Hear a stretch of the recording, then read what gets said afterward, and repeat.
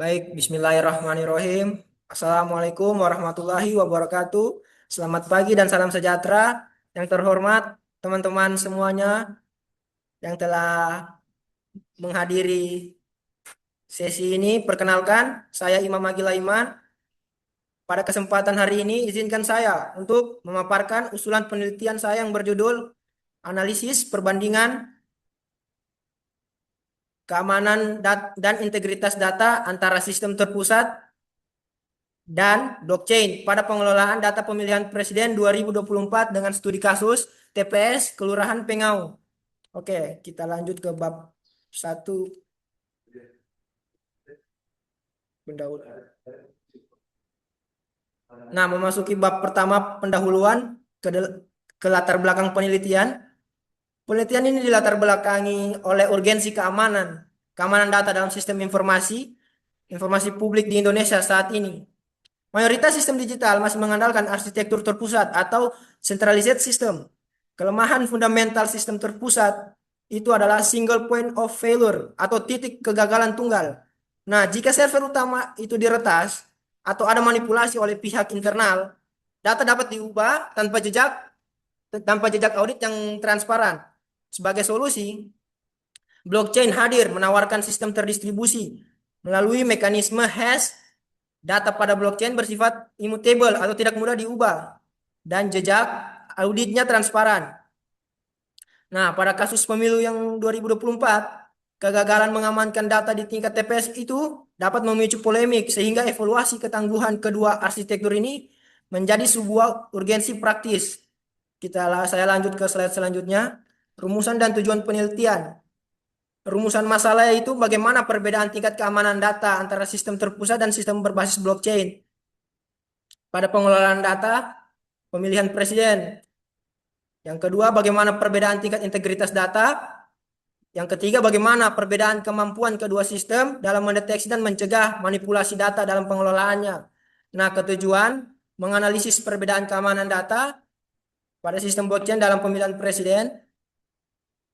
Yang kedua, menganalisis perbedaan tingkat integritas datanya. Yang ketiga, menganalisis perbedaan kemampuan sistem terpusat dan blockchain dalam manipulasi datanya. 5 poin. Yang pertama itu fokus penelitian pada keamanan data dan integritas data. Yang kedua, pengujian dilakukan melalui simulasi sistem.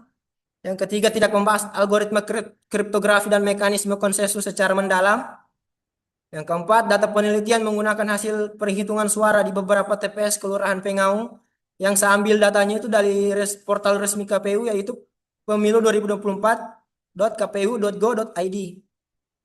Yang kelima, tidak mencakup analisis biaya dan regulasi maupun kebijakan. Nah, manfaat penelitiannya dibagi jadi dua. Ada teoritis dan praktis. Yang pertama, teoritis, kontribusi pada pengembangan kajian ilmiah. Yang kedua, memahami perbedaan karakteristik dan keamanan. Yang ketiga, menjadi referensi untuk penelitian selanjutnya terkait evaluasi keamanan sistem. Yang praktis, bagi pengembang sistem, jadi bahan pertimbangan dalam memilih arsitektur sistem yang sesuai. Yang kedua, bagi institusi atau organisasi, memberikan gambaran perbedaan karakteristik sistem. Yang ketiga, bagi peneliti selanjutnya, referensi awal untuk penelitian terkait evaluasi keamanan dan integritas data pada sistem informasi berbasis kuantitatif. Saya lanjut ke bab kedua yaitu tinjauan pustaka. Nah, pada sistem terpusat dan blockchain, secara konseptual sistem terpusat itu menempatkan seluruh kendali pada satu server. Ini mudah dikontrol, namun sangat rentan terhadap manipulasi oleh pihak internal. Sebaliknya, blockchain dapat mendistribusikan dan ke banyak node dalam bentuk blok per blok yang saling mengunci menggunakan kriptografi sehingga tidak ada satu entitas pun yang dapat mengubah satu data tanpa terdeteksi. Nah, di state atau penelitian terkait. Nah, ada 3 yang saya ambil dari jurnal atau penelitian sebelumnya. Ada Biwang, ada Priera dan Premana. Metode algoritmanya itu ada macam-macam. Nah, fokus utama dari ketiga jurnal yang sebagai referensiku ada sistem e-voting blockchain, integritas dibanding dibanding terpusat. Ada blockchain menjamin transparansi dan keamanan tinggi melalui desentralisasi. Nah, ke-10, research gap and posisi penelitian. Lalu apa yang terbaru dari penelitian ini yang saya angkat? Jadi mayoritas peneliti terdahulu berfokus pada pencoblosan atau pembuatan aplikasi e-voting menggunakan data simulasi buatan. Nah, posisi penelitian saya bergeser dari fase pencoblosan menuju fase penyimpanan dan pengelolaan data rekapitulasi. Pengujian empiris ini dilakukan secara head-to-head menggunakan data publik yang real dari KPU 2024. Nah, visualisasi bibliometrik hal ini diperkuat dari perangkat lunak Force Viewer seperti yang tampak pada layar. Topik e-voting system dan enkripsi memiliki kepadatan yang sangat tinggi.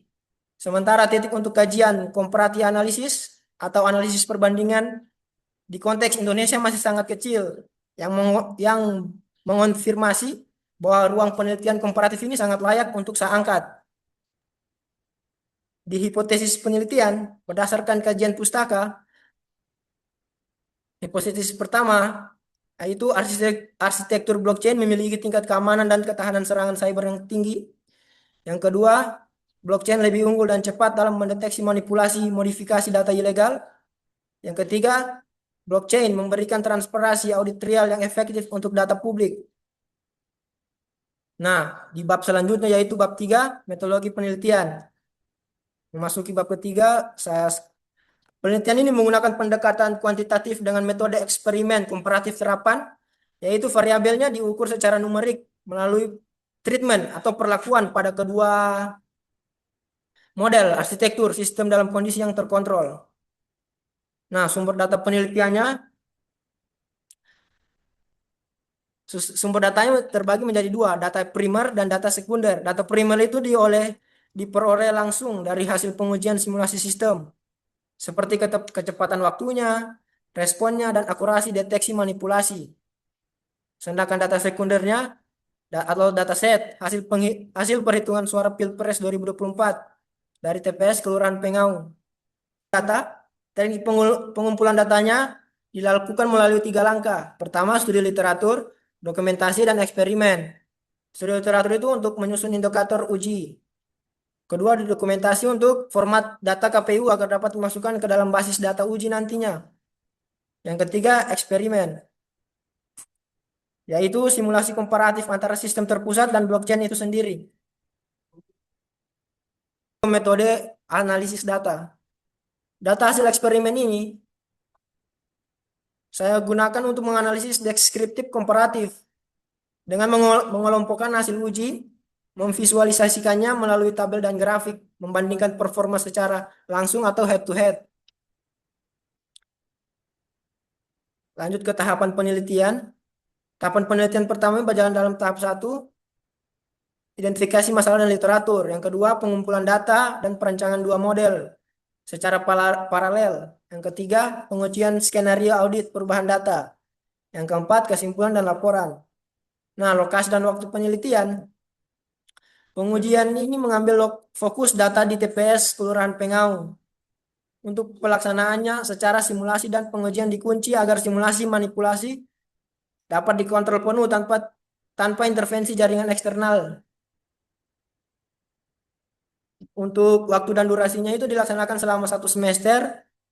Cakupannya meliputi studi literatur, koleksi data, desain sistem eksperimen, hingga pelaporan. Nah, masuk ke variabel penelitian. Pada tahap akhir ini penentuan parameter dari sistem terpusat dan blockchain sebagai variabel terikatnya meliputi 5 indikator. Yang pertama, kemampuan mencegah akses tidak sah.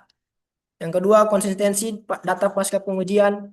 Yang ketiga, kecepatan. Yang keempat, ketersediaan. Yang kelima, latensi atau lama proses simpan. Dan presentasi seminar penelitian yang dapat saya sampaikan, besar harapan saya untuk mendapatkan masukan, kritik, dan saran dan pertanyaan dari teman-teman sekalian.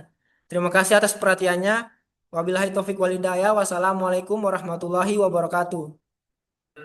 Waalaikumsalam warahmatullahi wabarakatuh. Silakan yang ingin bertanya. Saya izin bertanya. Di sini Anda menyebutkan pengujian menggunakan platform Ganesh di lingkungan lokal saja, yaitu di satu laptop. Padahal kekuatan utama blockchain itu ada di jaringan node global yang luas. Jadi apakah pengujian ini bisa dikatakan valid atau bagaimana? Itu saya. Baik, terima kasih atas pertanyaannya. Merujuk dari batasan masalah tadi yang di sini. Di penelitian ini memang tidak didesain untuk menguji ketahanan jaringan dari serangan seperti DDoS atau 51% attack pada public blockchain. Nah, fokus eksperimen ini yaitu pada pengujian arsitektur dan struktur datanya, terkhusus mekanisme enkripsi hash dan jejak audit. Saya menyisimulasikan skenario di mana seorang oknum atau insider berusaha mengubah data yang telah saya dapatkan dari portal resmi KPU itu tersebut untuk untuk secara langsung menyerang mengubah datanya di server. Dengan lingkungan lokal yang terkontrol, saya bisa mengukur dan membandingkan seberapa cepat mekanisme kriptografi blockchain menolak manipulasi tersebut yang dimanipulasi sebelumnya oleh insider atau orang dalam, dibandingkan dengan database relasional yang merujuk tadi. Untuk mengukur integritas level database, simulasi lokal atau Ganache sudah sangat memadai dan valid. Sekian. Oke, terima kasih. Cukup. Oke, baik, saya ingin bertanya. Oke, silakan. Jadi di sini Anda menjadikan waktu respon sebagai variabel terkait pengujian. Secara teori sudah pasti blockchain itu akan lebih lambat daripada database MySQL biasa karena ada proses konsensus. Lalu untuk apa lagi Anda mengukurnya? Mungkin sekian. Oke, terima kasih atas pertanyaannya. Secara teoretis, operasi tulis atau write atau update pada sistem terdesentralisasi itu membutuhkan waktu komputasi yang lebih lama. Tapi tetap diukur waktu responnya, bukan untuk mencari mana yang lebih cepat, melainkan untuk mengkuantifikasi seberapa besar signifikan dari selisih atau trade-off tersebut. Penelitian ini bersifat terapan atau applied research. Melalui data latensi empiris yang saya dapat, saya ingin memberikan rekomendasi praktis kepada institusi terkait seperti KPU, yaitu apakah penurunan kecepatan sekian milidetik pada blockchain itu sepadan atau masih berada dalam batas toleransi jika dibandingkan dengan perlindungan integritas data mutlak yang diberikan. Jadi sekian. Oke, terima kasih atas jawabannya. Baik, sekarang saya ingin bertanya di slide 10 tentang novelty ini. Di sini Anda mengklaim bahwa penelitian Anda bergeser ke fase penyimpanan. Bisa dijelaskan secara konkret apa bedanya dengan jurnal-jurnal tentang e-voting yang Anda jadikan referensi? Oke, terima kasih atas pertanyaannya. Jadi jurnal-jurnal referensi yang ada di penelitian terkait seperti penelitian Premana Putra umumnya terfokus pada perancangan front-end atau mekanisme bagi masyarakat untuk melakukan pencoblosan secara elektronik. Padahal dalam konteks regulasi di Indonesia kita masih menggunakan mekanisme coblos secara manual. Kita datang ke TPS, kita coblos, terus suaranya dikumpulkan di tempat perhitungan suaranya. Titik paling rawan manipulasi di di kasus ini di kasus yang saya ambil ini terjadi pada fase perpindahan data dari tingkat TPS ke database. Oleh karena itu, penelitian saya tidak membuat aplikasi pencoblosannya. Jadi penelitian saya itu lebih fokus mengambil posisi di back-end-nya, yaitu tentang penempatan MySQL dan blockchain sebagai berangkas atau penyimpanan data hasil rekapitulasi pemilu, lalu mengujinya secara head to head untuk membuktikan apakah berangkas ini bisa dimanipulasi atau tidak. Mana yang paling anti manipulasi? Sekian. Oke. Kelas. Ya, saya juga ingin bertanya. Nah, bagaimana implementasi yang akan Anda lakukan terkait simulasi manipulasi data yang ada pada bab 3 nantinya? Oke, pertanyaan yang sangat menarik sekali ya. Skenario yang akan saya lakukan atau saya jalankan itu menggunakan simulasi ringan, yaitu serangan pihak yang memiliki hak akses, yaitu insider threat. Saya akan membuat skrip perintah seperti query update dan delete untuk mencoba merubah angka perolehan suara secara langsung di dalam database tanpa melalui antarmuka di aplikasi resminya. Kemudian saya catat log aplikasinya, apakah MySQL dan blockchain mampu mendeteksi perubahan diam-diam, apakah sistem langsung membatalkan perintah tersebut, dan apakah audit realnya mencatat waktu atau timestamp dari pelanggaran tersebut. Jadi cukup sekian bisa saya jawab. Ya, terima kasih atas jawabannya. Baik, terima kasih teman-teman sekalian yang telah meluangkan waktunya. Sekian presentasi dari saya. Lebih dan kurangnya mohon dimaafkan. Wabillahi taufik walhidayah. Wassalamualaikum warahmatullahi wabarakatuh. Waalaikumsalam warahmatullahi wabarakatuh.